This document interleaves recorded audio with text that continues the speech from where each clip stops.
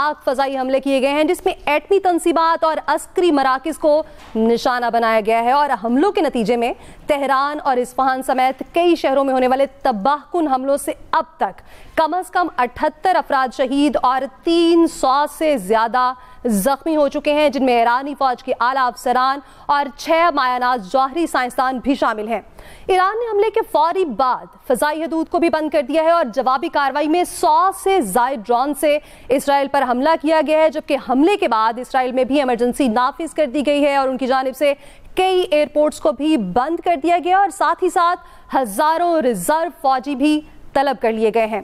और अब बात करें इस्राएली वज़ीर-ए-आज़म नेतन्याहू की, तो उनकी जानिब से ऐलान किया गया है कि हमने नतन्स में ईरान की यूरेनियम अफसूदगी निज़ाम को भी निशाना बनाया है और ऑपरेशन राइजिंग लाइन उनकी जानिब से कहा गया है कि ये तो सिर्फ उसका आगाज़ है और मजीद फ़ज़ाई हमले भी किए जाएंगे। ईरान की जानिब से शदीद रद्द-ए-अमल सामने आया है और सुप्रीम लीडर आयतुल्लाह ख़ामनेई ने इंतकाम लेने का ऐलान कर दिया और मस्जिद जमकरान पर इंतकाम का सुर्ख झंडा लहरा दिया गया है, जिसका मतलब ये होता है कि वो बदला जरूर लेंगे।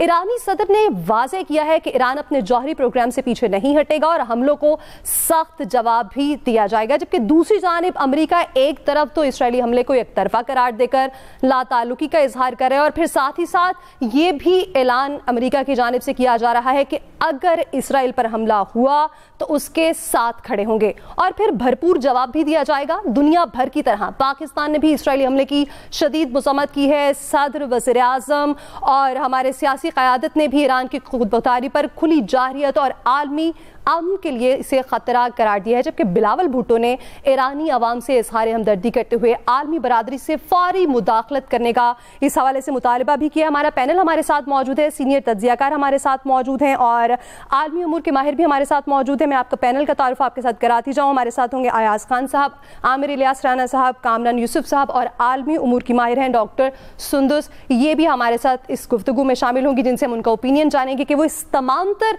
आलमी कशीदगी और आलमी सूरत हाल पर क्या राय रखती हैं। जी डॉक्टर सुंदुस साहिबा, क्या कहेंगी आप? हमला किया गया इसराइल की जानिब से ईरान पर और क्या आप समझती हैं कि ईरान अब उस हमले का जवाब देने का उतनी कैपेसिटी रखता है या उसका रद्द-ए-अमल कैसा होगा, उतना ही शदीद होगा जितना समझा जा रहा है? थैंक यू जी। उतना शदीद रद्द-ए-अमल हम एक्सपेक्ट करके दुआ तो कर सकते हैं, लेकिन टेक्निकली स्पीकिंग अगर हम फैक्ट्स एंड फिगर की बात करें तो उतना शदीद रद्द-ए-अमल ईरान की तरफ से आ सकता नहीं है फ़िलहाल।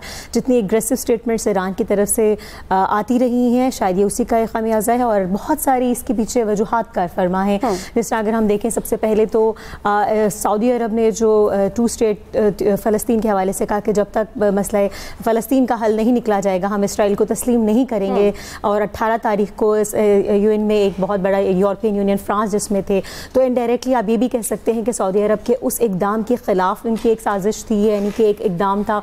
और जो इंटरनेशनल एटॉमिक एजेंसी की रिपोर्ट जो सामने आई है, सबसे बड़ी वजह ये बनी है, जिसके बारे में कहा गया है कि यूरेनियम इनरिच प्रोड्यूस कर रहा है, तमाम तर सलाहियत रखता है ईरान। जब ये बात दुनिया के सामने आई है कि ना सिर्फ उसके पास तमाम तर कैपेबिलिटी है उसके ईरान के पास to be a nuclear state, दूसरा इस्लामिक मुल्क जो है वो न्यूक्लियर पावर बनता है, ये शायद दुनिया को नहीं एक्सेप्ट है। तो बहुत सारी इसके पीछे वजूहात का फरमा है, जिसकी वजह से जो है हमने आज दिन देखा जो कि हम एक्सपेक्ट कर रहे थे। और आप देखें कि फ़लस्तीन के बारे में जितनी एग्रेसिव स्टेटमेंट्स ईरान ने मिलिट्री वाइज हमला करने के लिए दी थी, हम लोग उसको कंडेम कर रहे थे। पूरी उम्मत मुस्लिमा आप कह लें या अदर दैन मुस्लिम कंट्रीज़ भी जो मुल्क कर रहे थे, वो एथिकली, मोरली या डिप्लोमेटिकली उसको जो है डिप्लोमेटिक स्टैंड को रखते हुए जो है वो इसराइल को कंडेम कर रहे थे। लेकिन किसी भी इस्लामिक कंट्री ने जो है मिलिट्री वाइज उसको कंडेम करने की, थ्रेट करने की इसराइल को हिम्मत नहीं की थी। तो फाइनली इस हिम्मत का, इस जुर्रत का मुजाहरा जो किया है वो सिर्फ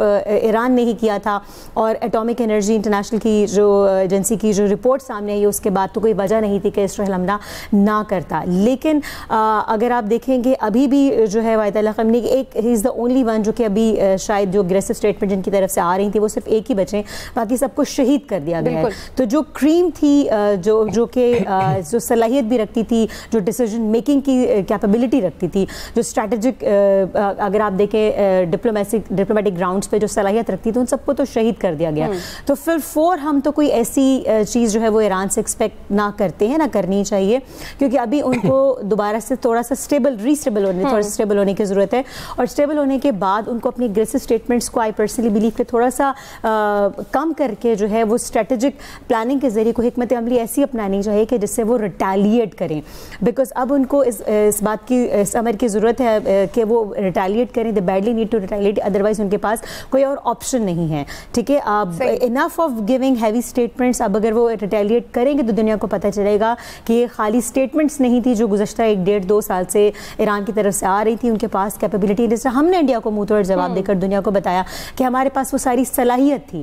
اگر آپ دیکھیں, انہوں نے بھی رات کی تاریکی میں بھارت نے حملہ کیا اور پاکستان کے اوپر 2 دن تک انہوں نے ہمیں ڈرانے کی ناکام کوشش کی, لیکن ہمارے صرف ایک دفعہ ریٹیلیٹ کرنے کے بعد فوراً نوبت سیز فائر تک آ گئی ہے. تو ابھی بھی جو ہے جب تک ایران ریٹیلیٹ نہیں کرے گا, نہیں دنیا کو بتائے گا کہ ملٹری وائز ایران کتنا اسٹرانگ ہے, صلاحیت رکھتا ہے, نہ نوبت سیز فائر تک جائے گی اور نہ اپنے انٹرنیشنل ریلیشنز, انٹرنیشنل گراؤنڈ پہ جو ہے وہ اپنے امیج کو ریبلڈ کرنے میں ایران صرف تبھی ثابت قدم ثابت ہو سکتا ہے جب وہ ریٹیلیٹ کرے. صحیح.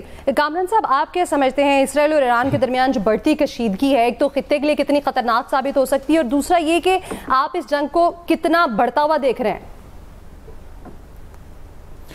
دیکھیں, یہ اگر آپ دیکھیں یہ جو جنگ ہے یہ انیویٹیبل تھی, ایک اوپن سیکرٹ تھا, کیونکہ اسرائیل مڈل ایسٹ کے اندر جو اپنی اجاراداری ہے اس کو قائم کرنا چاہتا تھا, اور ایران جو ہے اس میں آخری رکاوٹ تھا. اور اگر آپ پچھلے 2-3 سال کے اندر دیکھیں تو سیریز آف جو ایونٹس ہوئے ہیں وہ غزہ میں جو بربریت اسرائیل نے مچائی ہو, حزب اللہ کی جو قیادت ہے اس کو نشانہ بنایا ہو, پھر سیریا کے اندر جو تبدیلی آئی ہے, پھر باقی جو اس طرح کے جتنے اہم جنہیں کہا جاتا تھا ایسے گروپس مڈل ایسٹ کے اندر جو ایران نواز سمجھے جاتے تھے, ایک ایک کر کے پہلے اسرائیل نے اس کو نشانہ بنایا, ایران کو کمزور کیا, اور اب انہوں نے اس ٹائمنگ کا انتخاب کیا اور یہ اٹیک انہوں نے کیا ہے.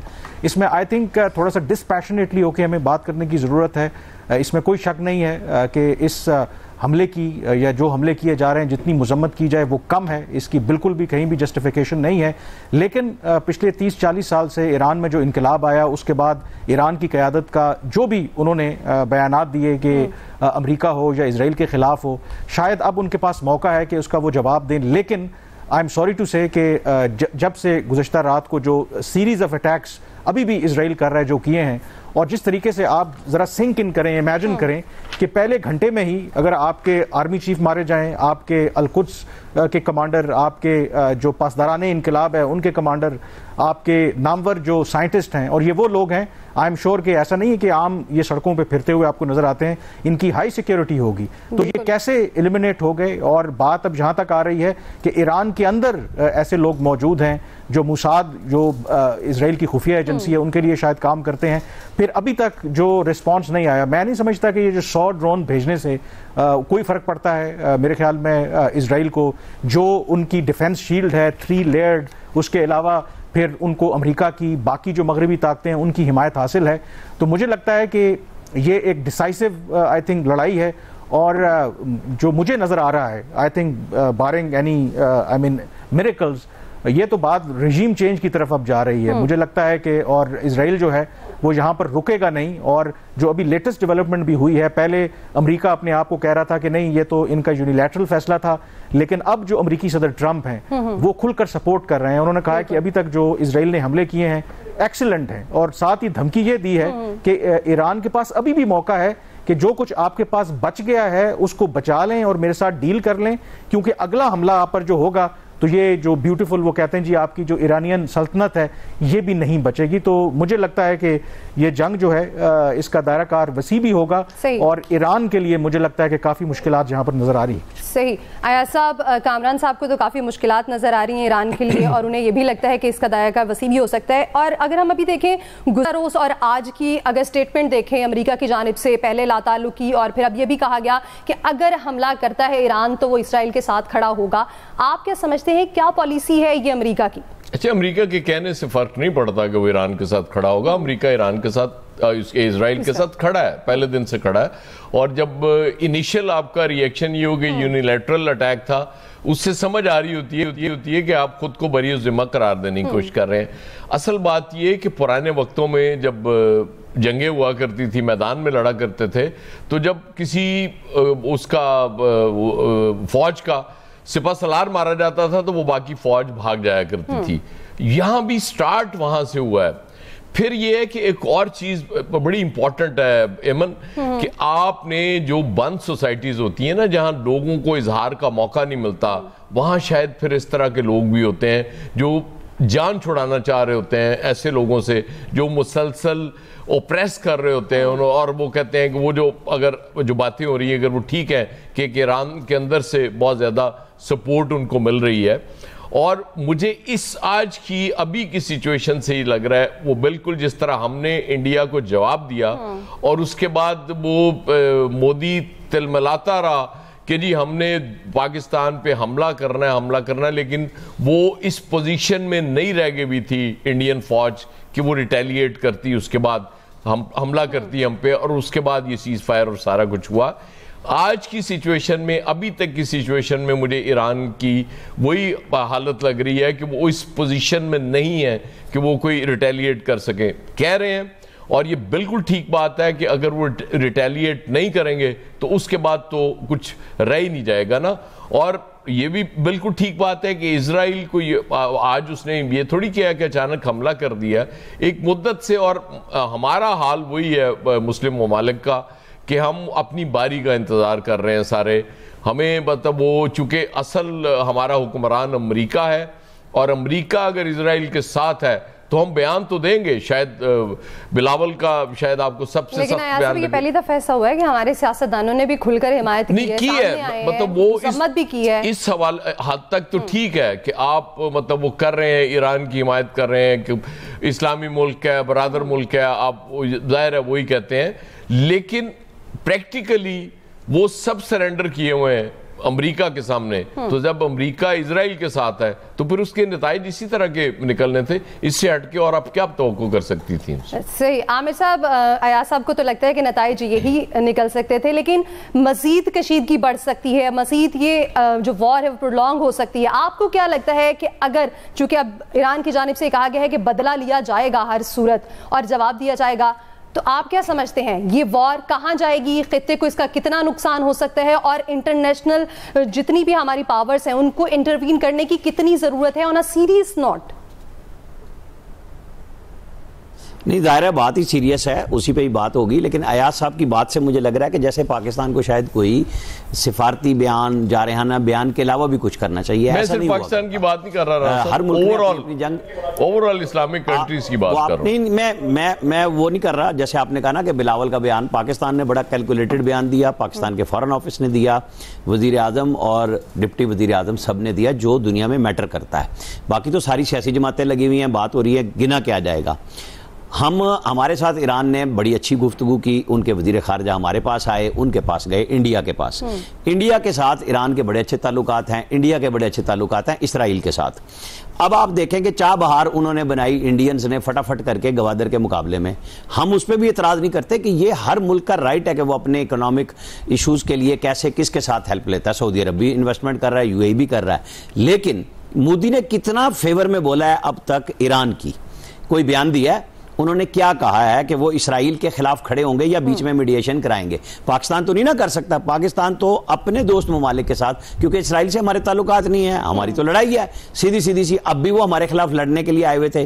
یہ جو ڈرون ہماری طرف آئے وہ اسرائیلی بنے ہوئے تھے اور اسرائیلی ٹیکنیشین چلا رہے تھے اسے، کسی کو شبہ نہیں ہے. ایک اور ویڈیو، ایک تصویر آئی تھی انڈین پائلٹ کی، اس کے پیچھے اسرائیلی پائلٹ کھڑا ہوا تھا. ہم نے پکڑ کے دکھایا دنیا کو کہ بھائی یہ ہے اسرائیل کی ٹیکنیکل مدد، کہ وہ آگے کھڑے ہوئے ہیں سب کچھ. ہم نے تو وہ کام کیا. یہ مثال دینے کے لیے کہہ رہا ہوں کہ جو ایران کے ساتھ ہوا ہے وہ ہم نے انڈیا کے ساتھ کر کے دکھایا.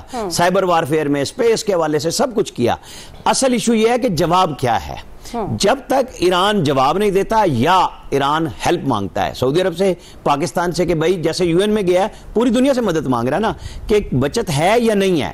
ایکچولی ہمیں جواب کا ہے، کہیں کچھ، کبھی کچھ دعویٰ آ رہا ہے، کبھی کچھ دعویٰ آ رہا ہے. ایران کو چاہیے اپنے دوستوں کے ساتھ بڑی کھل کے بات کرے کہ میں نے جواب دینا ہے، کیونکہ اگر اس کا جواب رستے میں رہ گیا، یعنی میزائل اگر انٹرسیپٹ ہو گئے، طیارے ان کے جا نہ سکے، تو آپ کیا جواب دیں گے؟ تو اس کا مطلب ہے کہ آپ اس اپنے خلاف کام کرنے والے اسرائیل کو شے دے رہے ہیں بیانات دے کے کہ وہ اور حملہ کر دے. ایسا نہیں ہونا چاہیے، بلکہ جواب بڑا کیلکولیٹڈ جانا چاہیے اور ٹھیک ٹھاک قسم کا پہنچنا چاہیے، جیسے پاکستان نے کیا. ہم الحمدللہ اپنے فخر سے اپنی افواج پہ بات کرتے ہیں نا کہ جو تھی. اب ان کے سامنے، ایران کے سامنے عراق کی صدام حسین کی مثال موجود ہے، جو جنگوں کی ماں لڑنے گیا اور سرنگ کے بیچ میں سے نکلا. یہ نہیں ہونا چاہیے خدا نخواستہ کسی بھی حوالے سے. مطلب اپنے ہی جب وہ اگر وہ جواب دیتا ہے کہ جی جیسے انہوں نے پہلے کہا تھا کہ ہم ان اڈوں پہ حملہ کریں گے جہاں سے نکلیں گے، اور وہ اڈے ہیں امریکن، وہ کہاں پہ ہیں؟ عراق میں ہیں، سعودی عرب میں ہیں، قطر میں ہیں، وہ اسلامی ممالک ہیں. کیسے لڑائی ہوگی؟ وہ کہاں جائے گی؟ کیا یہ ورلڈ وار میں بدلے گی یا مشرق وسطی میں رہ جائے گی؟ نہیں ہوگا نا. یہ چیزیں ہیں ایسی کہ بڑی سیریسلی اس کے اوپر ایرانی قیادت نے فیصلہ کرنا ہے کہ وہ کس قسم کا جواب دیں گے، کس قسم کی ہیلپ چاہتے ہیں. پاکستان دامے درمے سکھنے ہر طرح سے تیار ہے، پاکستانی قوم بھی بالکل. ایرانی قوم اسی طرح تیار ہے جیسے ہمارے لوگ جھنڈا لے کے اس نور خان بیس کے باہر کھڑے تھے، اسی طرح وہ کم میں آ کے ریڈ انہوں نے اپنا فلیگ لگایا کہ بدلہ لینا ہے. بالکل لیں، یہ ان کا رائٹ ہے. پاکستان نے بھی اس رائٹ کو لکھ کے کہا ہے، جاری کیا ہے کہ اقوام متحدہ کے مطابق اب رائٹ آف سیلف ڈیفenس جو ہے اور جواب دینے کا حق ایران کا ہے. تو دے تو صحیح نا، بتائیں تو صحیح نا، پھر بات بنے گی اور مزہ بھی آئے گا.